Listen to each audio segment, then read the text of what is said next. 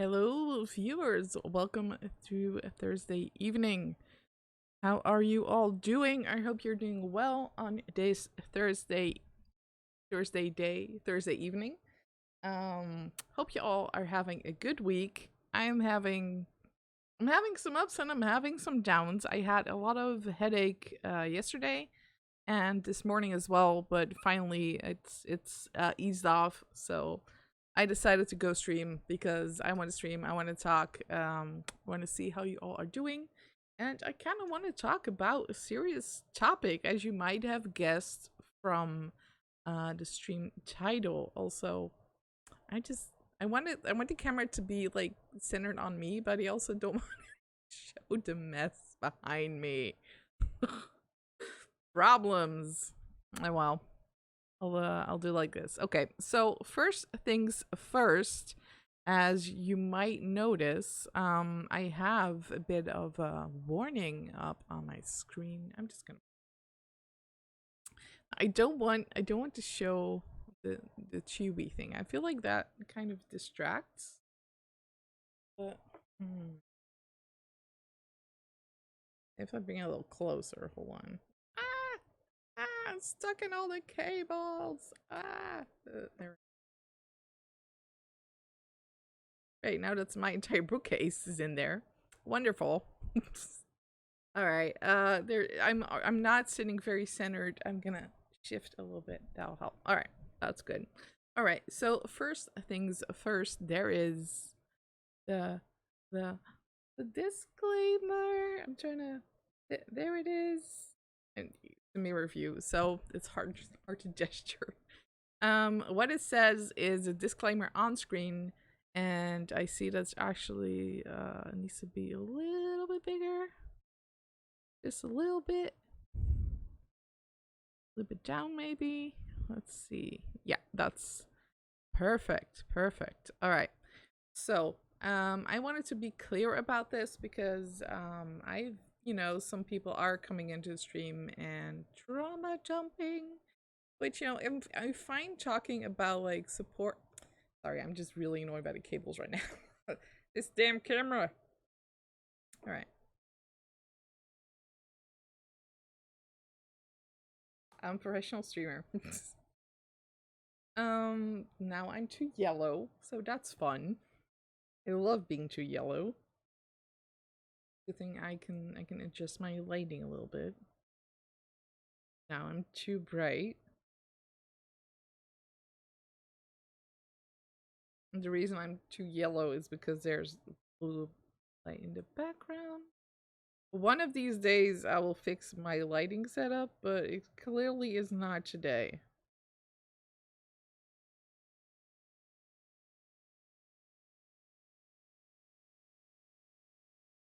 And I feel like my webcam is too light sensitive. Like I barely have light on. And it's like, oh no, too bright. Ah. Oh well. There we go. All right. So, disclaimer. I'm not a licensed mental health care professional. I'm not your therapist. If you are struggling, please find professional help. And that's a big thing. I don't want people to come trauma dump on me. Of course, you're free to talk about if something is bothering you.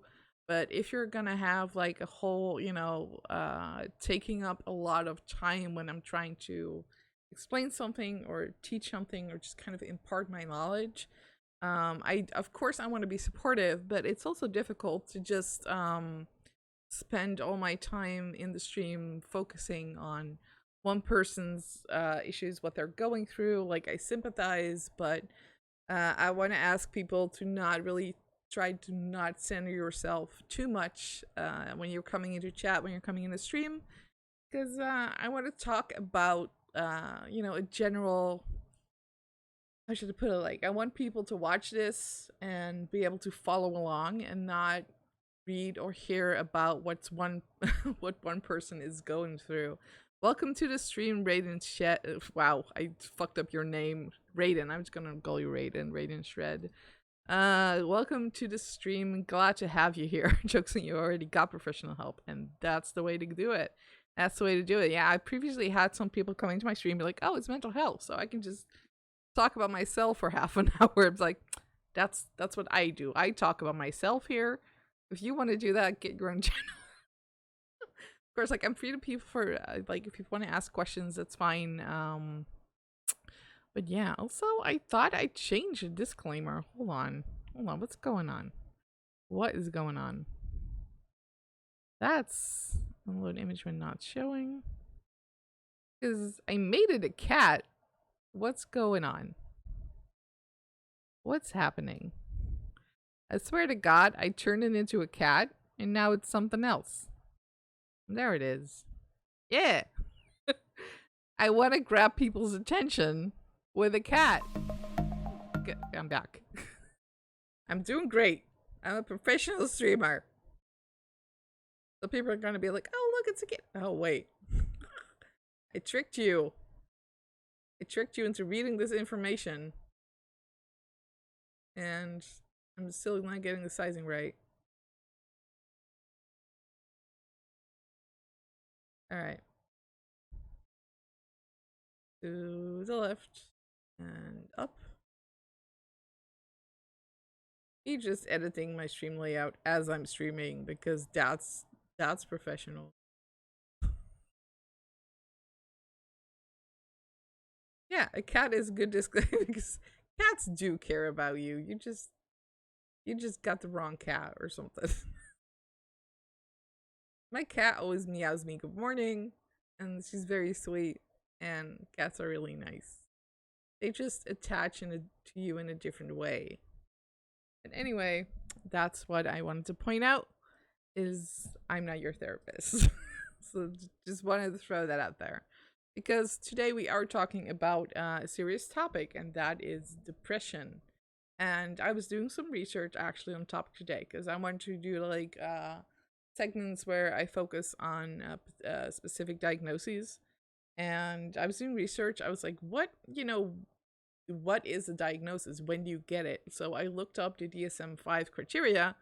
And okay, let me ask you, how long do you think you have to have depression or like these symptoms before it qualifies as depression? So in my mind, I was thinking 3 months, half a year maybe. It turns out it's 2 weeks.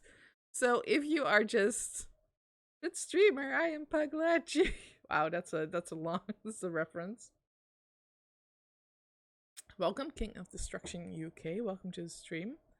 So it turns out if you have these symptoms of depression, you can actually have the diagnosis depression within 2 weeks. I didn't know that, and I think that is I'm autistic too. Yes, me too. Welcome to the neurodiverse club.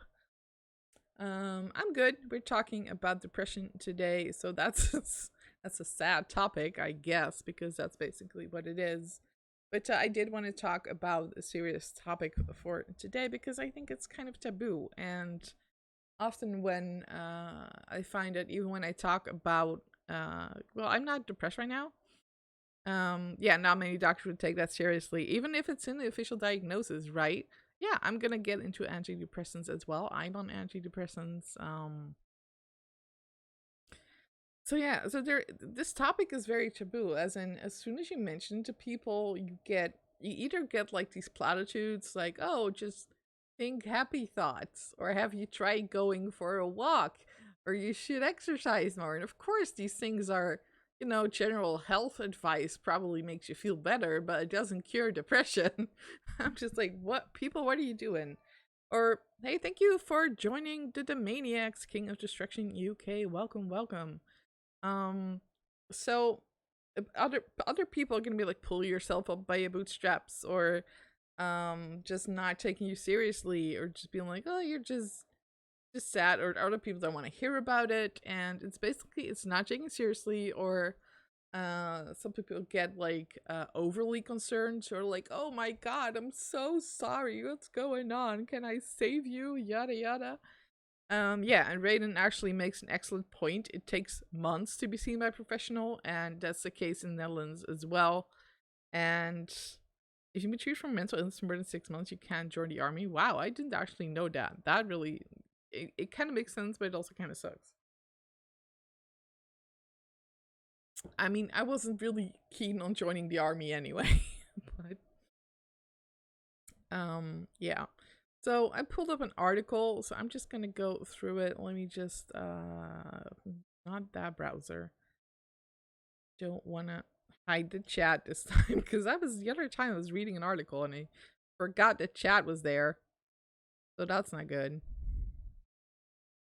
Can I don't want your cookie warnings. God damn it, people.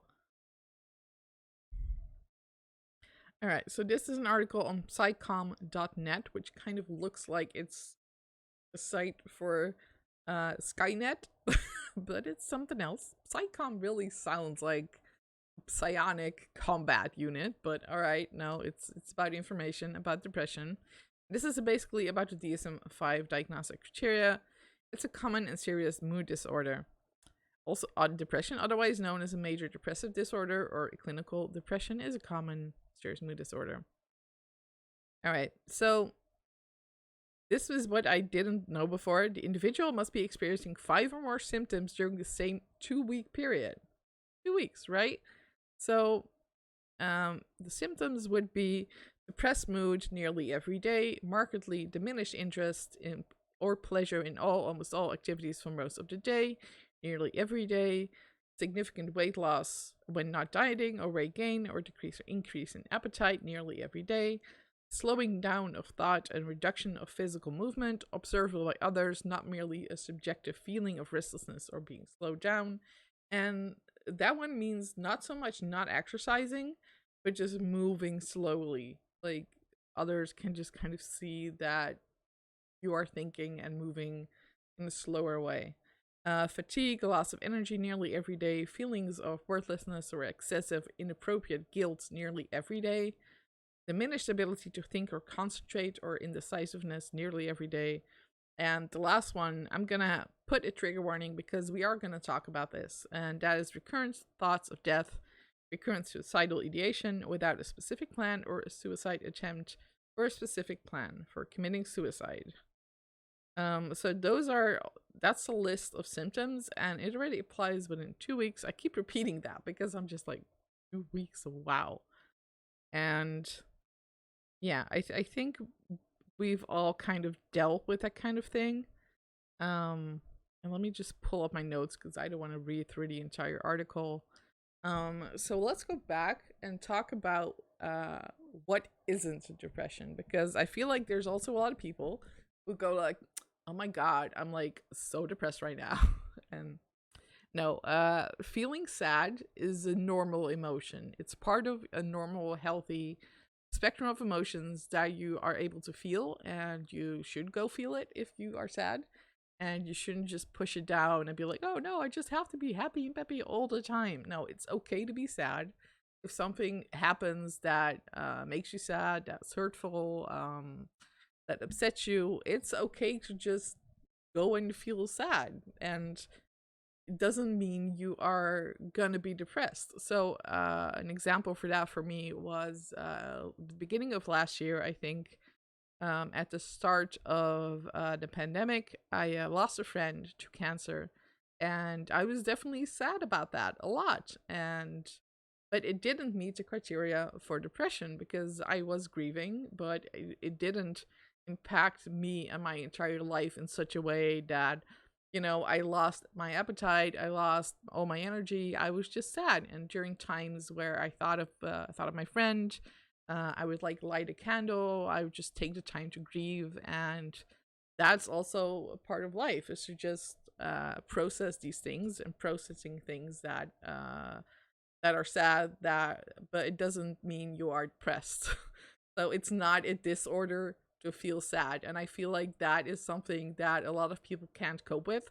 Is they think, well, I'm sad one day and then I'm happy the other day. There must be something wrong with me. It's like, yeah, no, you're human.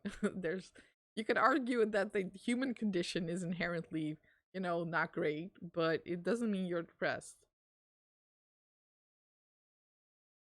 So yeah, that's just normal, almost healthy sadness. I found that it's actually good for me to just allow myself to be sad about things and just sit down and have a cry, and then, get it out of your system, and maybe you talk to someone about it and you move on. And that's actually part of not later on becoming depressed, because I feel like a huge cause of depression is people not processing those emotions. So instead of allowing yourself to be sad, allowing yourself to be angry about things, you just shove it all down, and it kind of becomes like, when you've inflated a balloon full of air and you're trying to keep it underwater, and more air comes in, and it takes more and more energy keep it underwater, and you get exhausted. And I feel like that is how depression works in part, not all of it obviously, but you are just so tired of not being able to deal with these emotions. And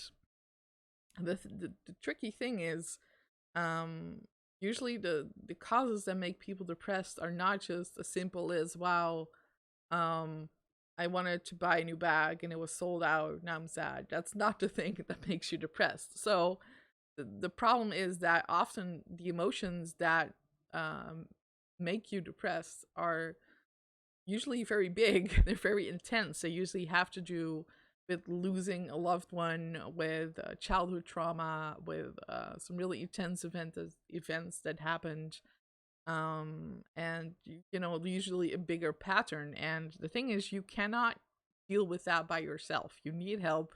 You need professional help, and that's why I have the disclaimer on my screen. Is these are it's actually not quite safe to, once you recognize that you're depressed and you have there's a lot of things that make you sad that you aren't really facing. I wouldn't say it's safe to just sit on the sofa go like, well, let me feel all my pain right now, because that's, you're gonna have some anxiety or panic attack and you're not gonna feel better. um yeah, that's a good point. With depression, you feel like crying over no reason, over stupid things that don't matter. Yeah, exactly. And I feel like that's part of um the pressure being so high. So there's already so much going on that you're trying to shove down and disconnect from, because it's too much to deal with. And then every little thing that comes on top is just even more. So you feel like the bucket is overflowing the whole time.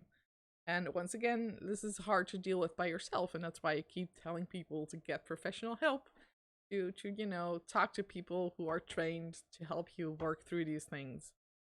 So, what is depression? We already went through a list. And I feel like the hardest thing for yourself to do is to recognize when you need help. And I have this myself, is I'll just go on and on for weeks and months, and I'll be like, no, this is fine. This is fine. I still like things. Then I look back and I go, well, I was super depressed then. And that's one of the things, is you can start recognizing these symptoms yourself. Like, hey, I'm always tired. Well, this is me. I am always tired. But I also recognize now that part of that has to do with autism and not depression. Um, and like being not being able to focus, not having any energy, being able to thinking or moving slower. Um, and then there's the mental symptoms, as in you don't enjoy anything anymore. And this is like one of the markers that I recognize, hey, I'm not depressed. I actually enjoy a lot of things. I have a lot of fun in life and really love connecting to people. It's only that, the past 1.5 year, we've all been in a really stressful situation, and not being able to talk and connect to the people that we want to see. And yeah, anhedonia, that's actually, yeah, that's the word for not being able to enjoy things and not being able to feel things. And there's a lot, that can like be the cause of that. Like I said, you could be suppressing those feelings of hurt, but it could also be just purely neurochemical. For me, I learned that I need like a very low level of antidepressants to just be able to function normally in life. It's kind of like once you develop a certain way and you've gone through certain trauma as a teenager or as a child, that's when your brain is developing. And if your brain has, had a lot of setbacks during the first 18 years of your life that's developing, or even the first 20 years, you're gonna need kind of some support to, get on with your life. And I feel like that's part of getting help, is antidepressants. And sometimes I get a little bit annoyed when people are very antidepressants, because I'm like, this is a support, support that some people need for the rest of their life, and there's nothing wrong with that. And some people only need it for a short time, especially when they go through this really intensive therapy to work through things. It kind of needs something to keep them more stable, to stop them from like uh, going off the deep end, you might say. Um, yeah, so I'm a big fan of antidepressants, but I'm not a big fan of just prescribing people medication and calling it a day. It's like I said, it's a support. I keep saying mechanism, support mechanism or tool, and it's not a solution. So it really is geared towards supporting you and kind of keeping you on a more balanced level. But it doesn't mean, yeah, you can just call it a day and be like, well, I've got pills, I'm done, I can go back to my life. Because I feel like the cause of depression is still going to be there. And like I said, for me, I do know that if I wasn't taking antidepressants, I would get depressed and it would not go away. And that's the brain chemistry thing I was talking about earlier. So there's a part where you can work through a lot of stuff in therapy, and there's also the part where, well, there's some things that I will not be able to fix, and I think that's the tough part. I think that is where antidepressants and therapy can still help, but in the sense that you learned a lot in therapy, you learned all the tools, and you learned how to address negative thought patterns, how to address problematic behavior patterns, and you can take those tools and apply them to your life, and then the antidepressants are going to support you. And I feel like that's kind of how to cope with these kind of symptoms in daily life. All right, imagine a game where the tutorial level lies about what the rest of the game is like, so you adapt to it and you can't play the game right. Sound familiar? I'm like, this sounds like Senua's Sacrifice, but yeah. I feel like I know I played Hellblade Senua's Sacrifice, and the game actually lies to you, which is interesting because that game is actually about mental illness, and that's why it does that. The game just lies to you because we often have, when we deal with depression and anxiety, we have an unreliable narrator, this voice in our head that keeps telling us all these negative things that are not true.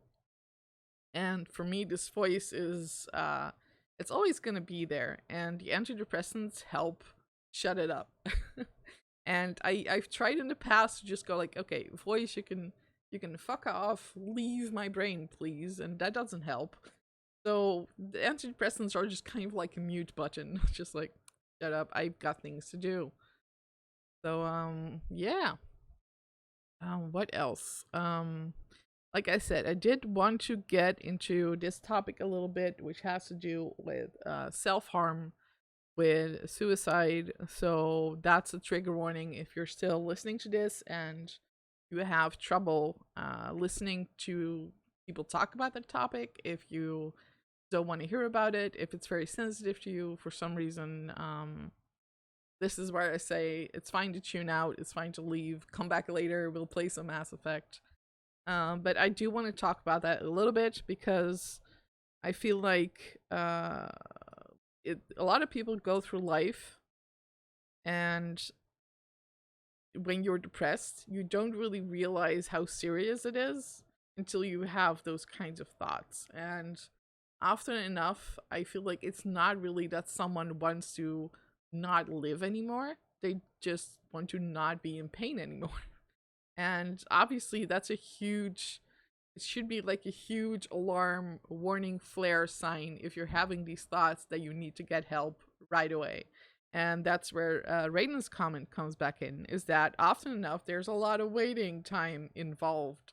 So that's why the 2 weeks thing is kind of important, because if you already realize that you're going down this track, if you're already if things are already getting worse and you feel like you haven't really improved in say a month, and you really don't like doing anything anymore and you're pushing people away, I feel like that's already a good point where you can start asking for help. Don't wait until it gets worse, because in a lot of countries, even as wealthy Western countries, it still takes a long time to actually see a therapist. And yeah, just start seeking help early. And I feel like especially especially during what we're going through now, we're going through a pandemic, but I feel like we're also gonna face a mental health pandemic. I feel like it's already happening, and not a lot of people are talking about it, but I see it all around me. I see it with myself.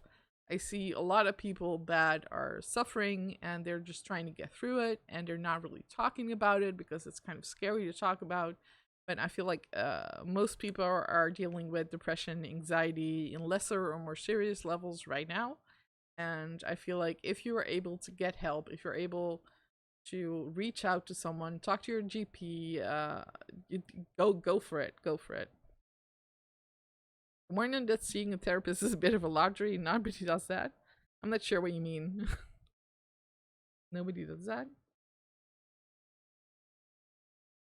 Oh, you mean people don't get warned for that? Yeah, yeah. Actually, you make a very good point there. Is that, let's say you are talking to your GP, you get recommended a therapist or an organization, and you see someone, and they totally don't get you. You're just you come back home and you're crying and you're upset and you're like, this person doesn't get me at all.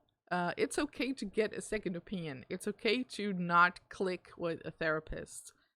Therapists are humans, they're not omniscient, and it's totally possible that they really don't get you and they're not the right person to help you. I've had hit or misses with therapists. I think most of them were able to help me, but I did talk to a few who just completely didn't get it. A lot of doctors are just there to do the psych rotation. Yeah, it's possible to. I don't know what it's like in other countries. In the Netherlands, you basically have uh, psychologists or therapists who have their like individual practice. So often, if it's like an office that's in their home or in a smaller group, and you kind of have the bigger mental health organizations, and then you have even another level, which is like kind of hospitals, hospital wings, and really like psychiatric hospitals. So there's certain levels depending on how serious, your complaints are. And I found that the individual psychologists were kind of able to patch me up and get me going, but I really needed like a bigger approach, bigger organization. And the thing is, these organizations will talk in a team about your case. At least I hope they do. Like in a good organization, they will, and they kind of reflect back on each other, so they don't just get one point of view about what's going on with you, but their colleagues weigh in on it. I feel like that's a big plus. But yeah, it's a really good point that a therapist is not always going to get you, and it's okay to stop seeing this therapist if it doesn't work for you. And that's a really good point, because I'm dealing with that myself. I'm not seeing a therapist, but I am seeing an organization that is supposed to help autistics with their daily life. And it's not working out between me and this person. And I have to face the fact that it's not working out. And it already started, I think, a year ago when I found out that this person was an anti-masker. So let's start there. I'm very careful. I take COVID very seriously. Did you ever see your file? Mine's as big as a phone book. I don't know, but I imagine it's quite big. Yes. I did have one file printed out, at least a summary, and it was like 30 pages. So there's a lot going on there. Yeah. So yeah, I'm gonna have to face the music and tell the social worker that I don't think it's gonna work out, and not because they're like a bad person, but for me, there's kind of a line. Like, there's only so much I can deal with, and I feel like they're just not getting me, and they're not really getting what I need, even though I keep telling them. So, but I'm super conflict avoidant. So I'm just like, I don't want to talk to them. I don't want to reject them. I hate rejecting people, but you have to, for self care.